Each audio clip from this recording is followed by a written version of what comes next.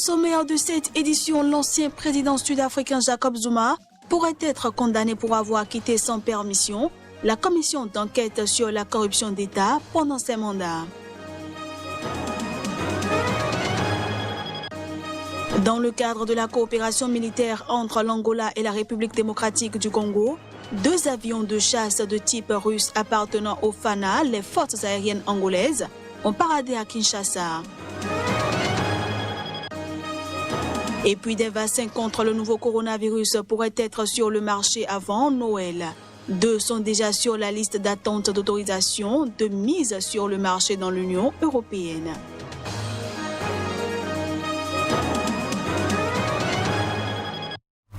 Bienvenue à tous. On démarre cette édition par le Burkina Faso où les 3 principaux candidats à la présidentielle, dont le président sortant et favori Roch Marc Christian Kaboré, ont bouclé ce vendredi leur campagne avec des grands meetings avant le scrutin de dimanche placé sous la menace djihadiste.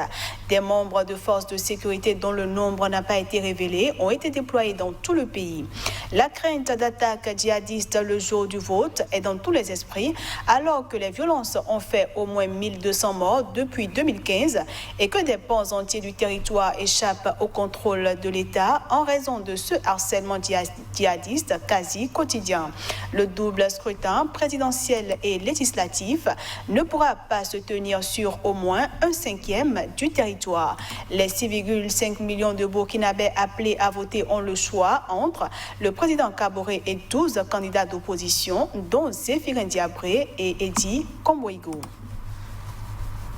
Les évêques de Côte d'Ivoire ont encouragé ce vendredi le dialogue initié par le président Alassane Ouattara et le chef de file de l'opposition, l'ex-président Henri Konan Bédié. Ce dialogue vise à mettre fin aux troubles meurtriers liés à l'élection présidentielle du 31 octobre dernier.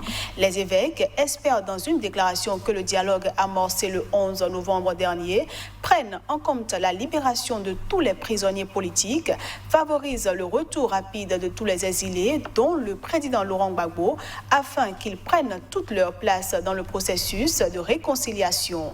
Les évêques indignés ont condamné fermement toutes les violences de tous les camps, notamment de ceux qui ont armé et encouragé de jeunes dans le but funeste de massacrer d'autres jeunes.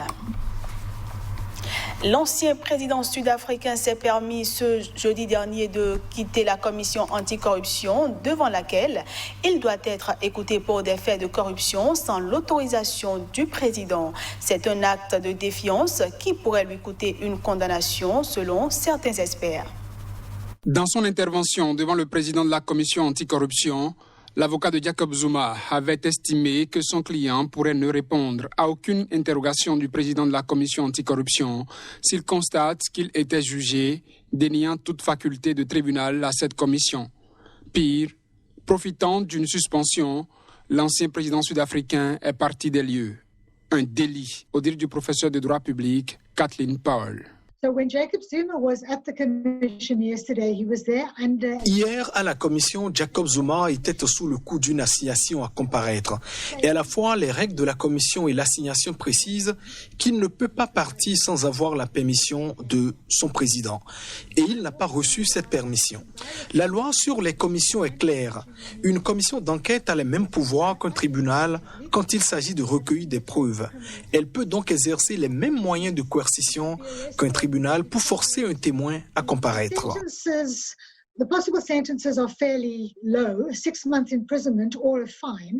Sur l'habilité de la commission à utiliser les mêmes moyens qu'un tribunal, l'experte est claire.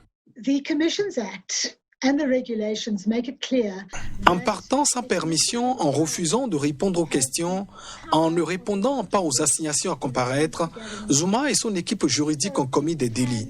Il pourrait donc être arrêté pour cela et jugé. Les peines seraient assez faibles, d'une amende à 6 mois de prison.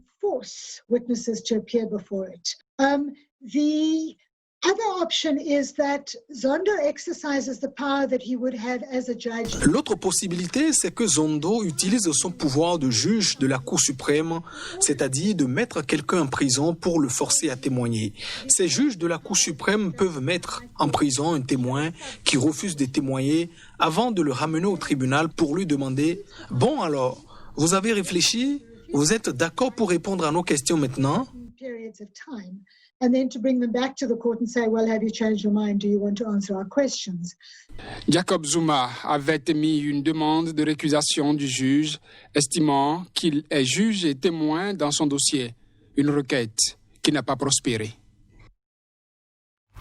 Je l'annonçais en titre, 2 avions de chasse de type russe appartenant au FANA, les forces aériennes angolaises, ont paradé à Kinshasa en République démocratique du Congo, et ce, dans le cadre de la coopération militaire entre les 2 pays.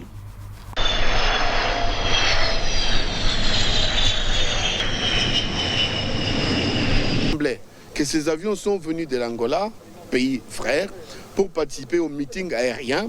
Ils ont commencé depuis ce matin aux côtés des avions de forces armées de la République démocratique du Congo, spécialement parce que ces meetings aériens, c'était pour montrer la volonté, mais également le fait d'être ensemble, la coexistence, la bonne entente parfaite, finalement la cohésion dans la région d'Afrique centrale.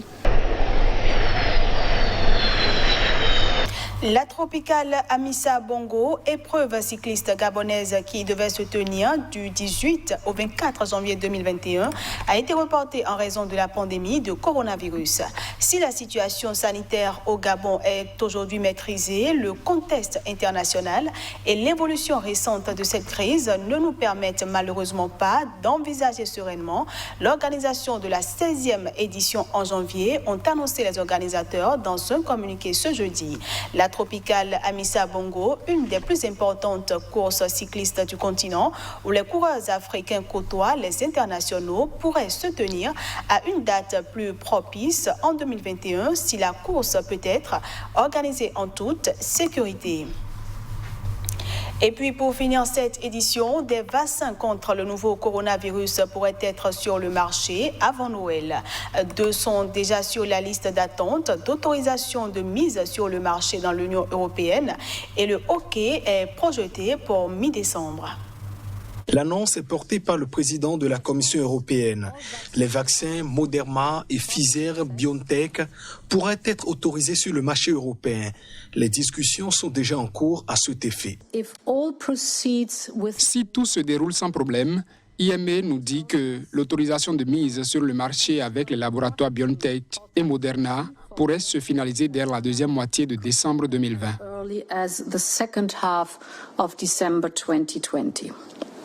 En attendant, les méthodes de contrôle et de dépistage continuent de faire leur preuve au quotidien dans les pays de l'Union.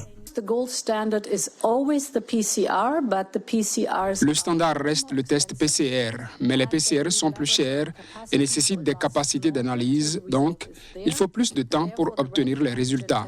C'est pourquoi les tests rapides antigéniques sont intéressants, par exemple, pour gérer une flambée de cas ou surveiller rapidement un groupe à risque. Il est important d'avoir des tests antigéniques qui ont une sensibilité supérieure à 80%. Sur d'autres possibilités de vaccins disponibles, la Commission européenne précise avoir jusqu'ici signé 5 contrats pour précommander d'éventuels vaccins avec le suédo-britannique AstraZeneca, l'américain Johnson & Johnson, le duo franco-britannique Sanofi-GSK et le duo américain-allemand Pfizer-BioNTech et l'allemand CureVac. Au Bénin, les consommateurs des services des opérateurs de téléphonie mobile seront en grève le 8 décembre prochain. Et c'est à travers une conférence de presse que le président de la Voix des consommateurs et la représentante du réseau des e-marchands des services financiers digitalisés ont présenté les objectifs de la dite grève. Il y a quelques mois, MTN Mobile Money a retiré entre 500 et 1000 francs des comptes de certains de ses abonnés. Suite aux dénonciations tous azimuts, la direction générale de MTN Bénin a expliqué dans un communiqué qu'il s'agissait à l'entame d'un acte de générosité au profit des abonnés qui s'est avéré mal ficelé. Depuis, les consommateurs du Bénin par la voix de leur président exigent la restitution de leurs sous. En réalité, nous sommes actuellement dans la caverne d'Ali Baba. C'est ça aujourd'hui ce qui se passe dans le secteur du mobile money. Nous espérons que votre implication va certainement permettre de nous restituer les 500 francs fois N prélevés sur les comptes mobile money des différents abonnés de ce réseau et que la transparence va naître dans la gestion de nos comptes mobile money, de nos forfaits Internet, et ce serait un incident clos. Plusieurs modifications des contrats ayant été faites sans leurs avis contrairement au code du numérique, les e-marchands distributeurs des produits Momo ont exigé la relecture des contrats dont les clauses sont léonines. Les contrats ont été signés et ils en ont gardé les 2 copies sans jamais nous laisser comprendre le contenu des clauses qui nous liaient dans le cadre de cette activité. Nous exigeons le respect de l'article 20 du Code du numérique, 2e alinéa. Halte au braquage des fonds de commerce, des e-marchands, distributeurs des produits Momo. Face à ces différents moyens d'arnaque qui vident leurs fonds de commerce, les e-marchands distributeurs des produits Momo ont décidé d'unifier leur énergie avec les consommateurs du Bénin pour organiser un boycott retentissant sur toute l'étendue du territoire national le mardi 8 décembre prochain. Ce boycott consiste à 0 vente ou achat de crédits et forfaits, 0 appel, 0 Internet et 0 transaction mobile money.